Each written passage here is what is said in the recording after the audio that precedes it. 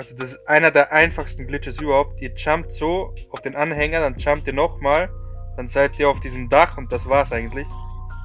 Und so könnt ihr jetzt die Zombies killen. Viel Spaß dabei.